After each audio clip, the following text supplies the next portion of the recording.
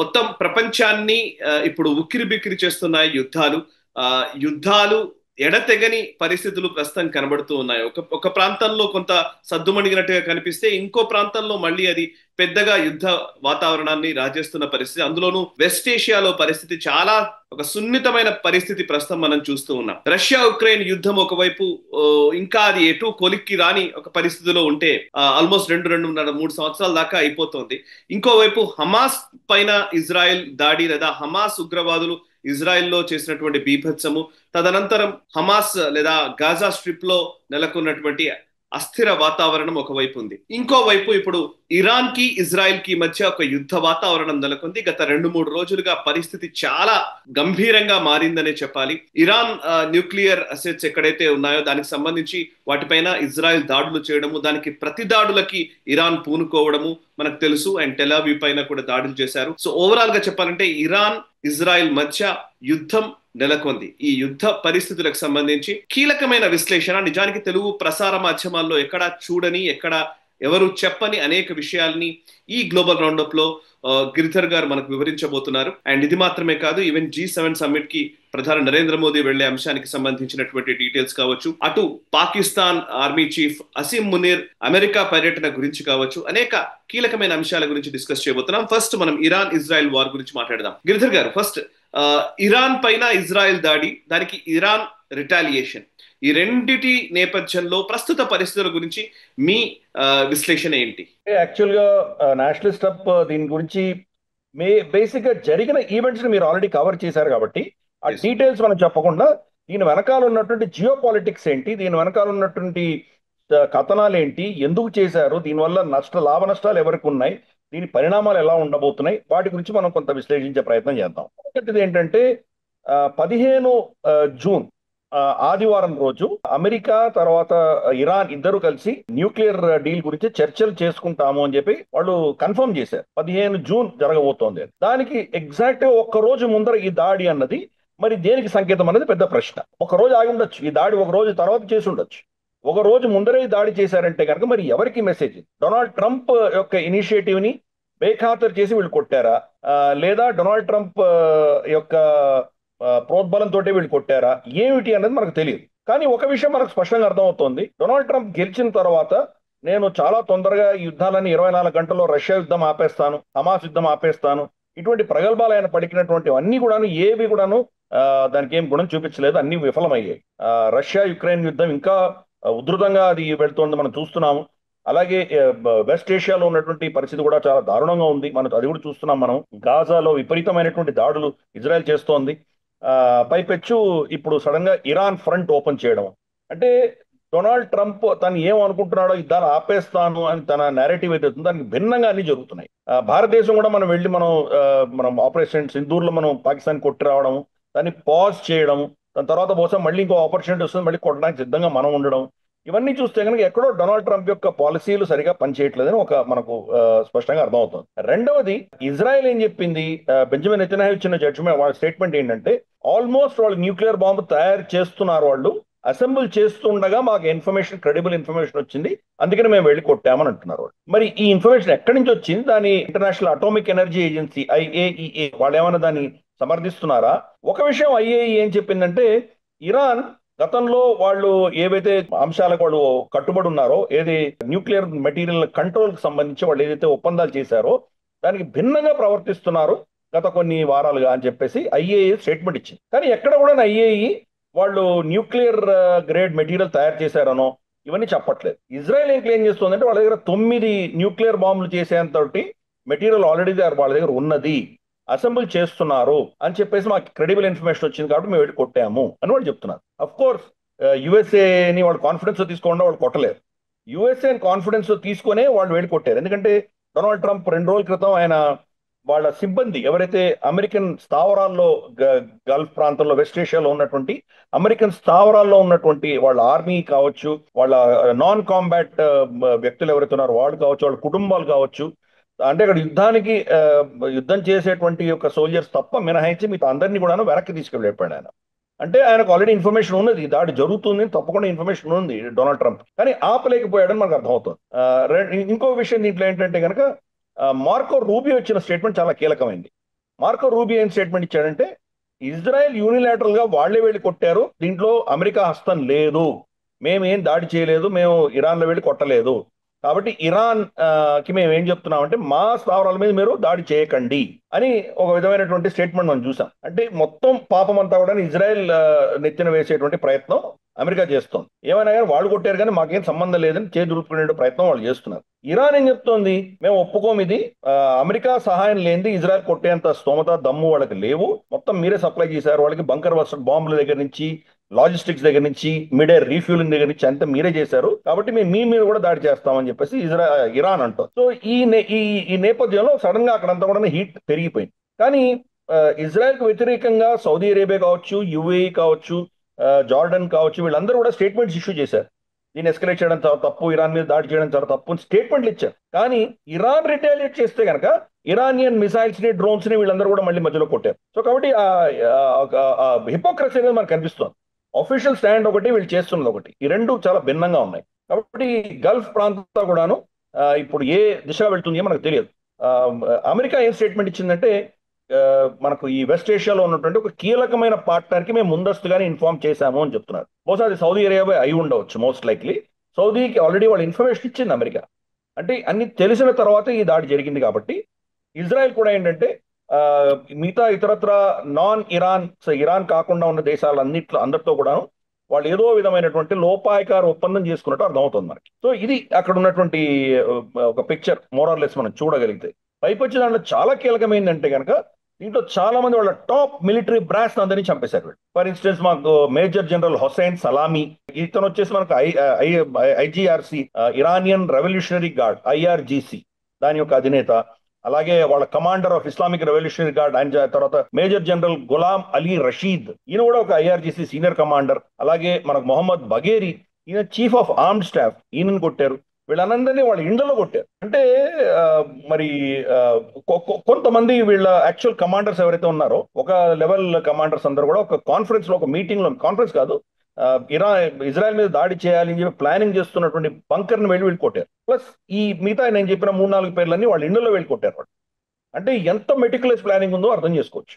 200 ప్లేన్లు వెళ్ళి 100 టార్గెట్లు కొట్టారు వాళ్ళు. అంటే మరి 200 ప్లేన్లు కనీసం 200 కొట్టలేదా అని మనం అడగచ్చు. కానీ అది ఏమవుతుందంటే దానికి ఒకటి బ్యాకప్ ఉంటుంది. ఒక ఎయిర్ క్రాఫ్ట్ కొట్టడానికి వెళ్ళినప్పుడు ఇంకోటి రెండోది దీనికి ప్రొటెక్షన్ గా వెళ్తుంది. ఏమైనా మిజైల్స్ వస్తే, దీనికైనా కౌంటర్ ఎఫెక్ట్స్ వస్తే వాళ్ళు దాన్ని నివారిస్తుంటారు. కాబట్టి ఇది వెళ్ళి కొట్టొస్తుంది. సో అలా స్ట్రాటజీ ఉంటుంది ఎయిర్ ఫోర్స్ లో. జనరల్ గా స్ట్రైక్ కొట్టేది ఒక ఎయిర్ క్రాఫ్ట్ ఉంటుంది, దానికి సపోర్ట్ ఎయిర్ క్రాఫ్ట్ చాలా ఉంటాయి. కాబట్టి ఆ ఫార్మేషన్ లో వెళ్ళి వాళ్ళు కొట్టారు. F-15 కావచ్చు, F-35 కావచ్చు, మనకు 16 కావచ్చు, ఇటువంటి వాటిని వాడారు. వాళ్ళు ఒక పెద్ద ప్యాకేజ్ తీసుకువెళ్ళారు, వేవ్స్ లో కొట్టారు. మొదటి వేవ్ వెళ్ళారు, వాళ్ళ ఎయిర్ డిఫెన్సెస్ అన్ని న్యూట్రలైజ్ చేశారు. రెండో వేవ్ లో వెళ్ళారు, వాళ్ళ ఇతరత్ర గ్రౌండ్ లెవెల్లో ఉన్నటువంటి మిసైల్ బ్యాటరీస్ అన్ని కొట్టారు. మూడో లెవెల్లో వెళ్ళి ఈ సైట్స్ అన్ని కొట్టొచ్చారు. కాబట్టి ఇది డిఫరెంట్ వేవ్స్ లో కొట్టారు. కానీ ఇక్కడ కీలకమైనది ఏంటంటే ఇరాన్ మళ్ళీ రిటాలియేట్ చేసినప్పుడు 98% వీళ్ళ మిసైల్స్ వాళ్ళు ఆపగలిగారు. ఇరాన్ కి ఇజ్రాయెల్ మధ్యలో చాలా దూరం ఉన్నది. మనం చూస్తే కనుక మధ్యలో ఇరాక్ ఉంది, తర్వాత సిరియా, జార్డన్, ఇవన్నీ దాటుకుంటూ వచ్చే ఇజ్రాయెల్ మీద కొట్టలేరు. కాబట్టి ఇంత దూరం వాళ్ళు ఫైర్ చేశారండి. ఇన్ఫాక్ట్ వాళ్ళ అంబాసిడర్ మనకు ఒక ఇండియన్ టీవీ ఛానల్ కి సంబంధించి ఆయన మాట్లాడుతూ చెప్పారు, 7 గంటలు పడుతుంది వాళ్ళ డ్రోన్స్ అక్కడి నుంచి ఇక్కడ రావడానికి అని చెప్పాడు. అంటే వీళ్ళకి చాలా సమయం ఉండింది, వాళ్ళు ఫైర్ చేసిన తర్వాత బాగా టైం ఉండింది దాన్ని షూట్ డౌన్ చేయడానికి. వాళ్ళ మిసైల్స్ కూడా అక్కడి నుంచి వచ్చాయంటే చాలా టైం ఉంటుంది వాళ్ళకి. అయినా కానీ కొన్ని మిసైల్స్ వచ్చి టెల్ అవీవ్ లో పడ్డాయి, వాళ్ళ ఆర్మీ హెడ్ క్వార్టర్స్ మీద పడ్డాయి. అంటే వాళ్ళ ఐరన్ డోమ్ ఎందుకు ఫెయిల్ అయింది అనేది పెద్ద ప్రశ్న. నార్మల్గా ఇజ్రాయెల్ ఏం చేస్తుందంటే వాళ్ళ వెపన్స్ చాలా ఎక్స్పెన్సివ్ వెపన్స్, ఐరన్ డోమ్ లో ఉన్నవన్నీ కూడా ఒకటి $1 మిలియన్ ఖర్చు అయ్యేటువంటిది చిన్న ఒక $5-10,000 ఉన్నటువంటి మిజైల్స్ కొట్టరు, వాళ్ళు వదిలేస్తారు. దాన్ని ఎక్కడో మనుషులు లేని ప్రదేశాల్లో పడుతోంది అని వాళ్ళకి ట్రెజెక్టరీ తెలిసి దాన్ని వదిలేస్తారు. కానీ ఈసారి మరి వాళ్ళ ఆర్మీ హెడ్ క్వార్టర్స్ మీద పడుతోంది, టెల్ అవీవ్ మీద పడుతోంది, అటువంటిది అంత ట్రెజెక్టరీ తెలిసినా వాళ్ళు దాన్ని ఆపలేకపోయారు. దీనికి కాంట్రాస్ట్ మనం ఆపరేషన్ సింధూర్ లో చూసామంటే కనుక లిటరల్గా 99.9% మనది హిట్ రేట్ ఉంది. కంప్లీట్ గా ఎలిమినేట్ చేసాం వాళ్ళు, ఏది కూడా మనం లోపల రానివ్వలేదు. పైపెచ్చు మనకు బార్డర్ సరిహద్దు చాలా దగ్గర, ఇజ్రాయెల్ కి ఇరాన్ కి ఉన్నంత డిస్టెన్స్, అంత సమయం మనకుంటే ఇంకా చాలా అద్భుతాలు చేసి ఉండొచ్చు. మనకు అసలు లాహోర్ నుంచి ఇస్లామాబాద్ నుంచి ఫైర్ చేశారంటే నిమిషంన్నర 2 నిమిషాల్లో ఆ మిసైల్స్ అన్ని మన మీదకి వచ్చేస్తాయి. కాబట్టి అటువంటి షీల్డ్ మనం పెట్టుకోగలేము. కానీ ఇజ్రాయెల్ హై టెక్నాలజీ చెప్తోంది ఫెయిల్ అయింది. వాళ్ళ టెక్నాలజీ అంతా కూడాను ఈ హై అండ్ ఐరన్ డోమ్ దాని ఏదైతే వాళ్ళు తయారు చేసుకున్నారో దాని మీద వాళ్ళ ఎక్స్పెండిచర్ చాలా విపరీతంగా ఉంది. వాళ్ళకి వచ్చే థ్రెట్ వర్సెస్ వాళ్ళ ఖర్చులు చాలా ఎక్కువ ఉన్నాయి. మనది అలా కాదు, చాలా లో కాస్ట్ ఎఫెక్టివ్ సొల్యూషన్ మన భారతదేశంలో ఉంది. కాబట్టి నిజంగా మనం చాలా గర్వించాలి. ఇన్ఫాక్ట్ ఇజ్రాయలీ డిఫెన్స్ సిస్టమ్ కంటే కూడా మన డిఫెన్స్ సిస్టమ్ చాలా అద్భుతంగా ఉంది. పైపెచ్చు మనమే యుద్ధం చేసాం. పాకిస్తాన్ మన మీద కొడితే కనుక మనం డైరెక్ట్గా మన మధ్యలో ఎవరు లేరు. పాకిస్తాన్ని ఎదుర్కొనేది మనం ఒకరే. కానీ ఇజ్రాయెల్కి అలా కాదు. అమెరికా దారిలో అడ్డుకుంటోంది, ఇరాక్ అడ్డుకుంటోంది, సౌదీ అరేబియా అడ్డుకుంటోంది, జార్డన్ అడ్డుకుంటోంది. వీళ్ళందరూ స్టేట్మెంట్స్ ఇచ్చారు. మా ఎయిర్ స్పేస్ వైలేట్ చేస్తే మేము ఊరుకోమని వాళ్ళు స్టేట్మెంట్స్ ఇచ్చారు. అంటే ఇంతమంది వంది మాగదులు అందరూ పెట్టుకొని కూడా ఇంకా వాళ్ళ మిజైల్స్ వాళ్ళ మీద పడ్డాయి. సో ఈ కంపారిజన్ మనం చూడొచ్చు. కాబట్టి మన టెక్నాలజీ ఎక్కడున్నాం, మనం వాళ్ళు ఎక్కడున్నారని మనకు స్పష్టంగా అర్థమవుతుంది. సో ఇది మనకు ఉన్నటువంటి ఒక మేజర్ మనకు ఉన్నటువంటి అడ్వాంటేజ్. మనకు ఉన్నటువంటి ఇండిజినస్ టెక్నాలజీ ఏదైతే ఉందో దాన్ని చాలా అద్భుతంగా మనం దీన్ని చేసుకోగలిగాం మనం. ఇవి చాలా కీలకమైనవి మనం చూస్తున్నాం. మనం గల్ఫ్ లో కూడా, వెస్ట్ ఏషియాలో కూడా స్టేట్మెంట్ ఇష్యూ చేశారు, కానీ ఇజ్రాయెల్ వ్యతిరేకంగా ఎవరు కూడా మేజర్ గా ఏమీ స్టెప్స్ తీసుకోలేదు. ఫర్ ఇన్స్టెన్స్ అబ్రామిక్ అకార్డ్స్ వాళ్ళు సస్పెండ్ చేసి ఉండొచ్చు, వాళ్ళకి వ్యతిరేకంగా ఏమైనా చేసి ఉండొచ్చు, అటువంటి ఏం జరగలేదు. ఆయిల్ వాళ్ళకు షిప్మెంట్ కాకుండా ఆపేసి ఉండొచ్చు.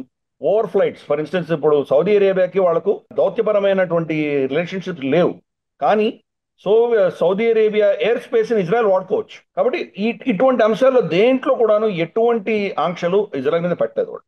అంటే ఇజ్రాయెల్ డిప్లొమాటిక్ గా చాలా ప్లాన్ చేసింది.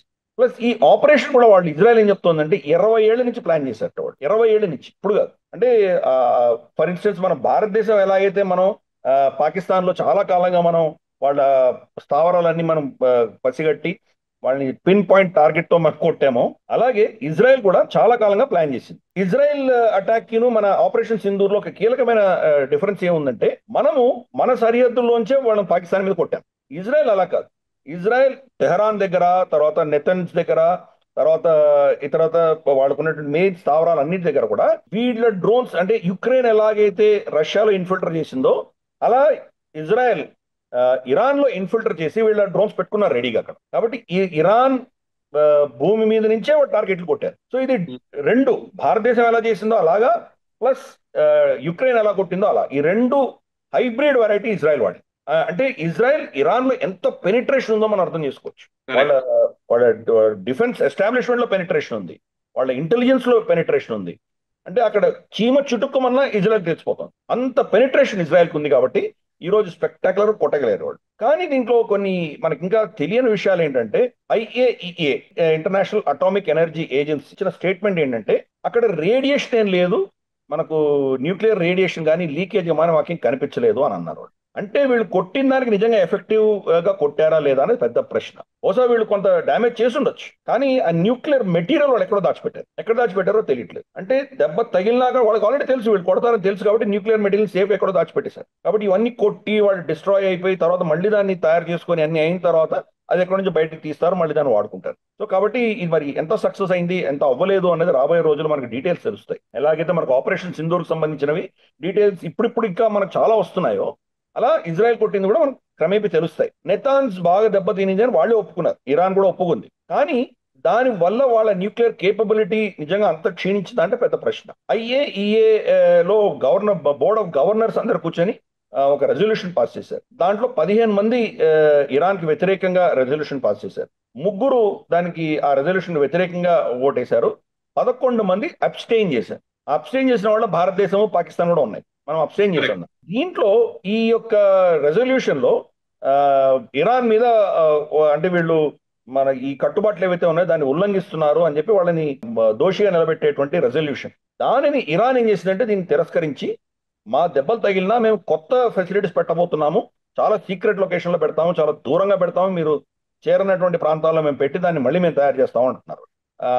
సో చూద్దాం మరి రాబోయే రోజుల్లో ఏ దిశగా వెళ్తుందో. బెంజమిన్ నెతన్యాహు మాత్రం రెజీమ్ చేంజ్ కోసం ప్రయత్నం చేస్తున్నాడు. డైరెక్ట్ గా వాళ్ళ ప్రజలను అడుగుతున్నాడు, ఇటువంటి రెజీమ్ మీకు 50 ఏళ్ల నుంచి మిమ్మల్ని సతాయిస్తోంది, ఇది తీసేసి మీరు కొత్త డెమోక్రాటిక్ రెజీమ్ పెట్టుకోండి అని చెప్పి ఇరానియన్ సిటిజన్స్ కి ఆయన విజ్ఞప్తి చేస్తున్నాడు. ఆయన అలాగే కొంతమంది ఇతనికి వ్యతిరేకంగా ఉన్నటువంటి శక్తులు, అంటే ఖమెనీకి వ్యతిరేకంగా ఉన్నటువంటి శక్తులు ఇరాన్ లో ఉన్న వాళ్ళు కూడా ఇప్పుడు మనం సమయం ఆసనమైంది, ఈ ప్రభుత్వాన్ని బర్తరఫ్ చేసి మనం టేక్ ఓవర్ చేయాలని చెప్పి అక్కడ కూడా కొంత గాలులు వీస్తున్నాయి. ఇటువంటి వీళ్ళకి వ్యతిరేకమైనటువంటి గాలులు వీస్తున్నాయి అక్కడ.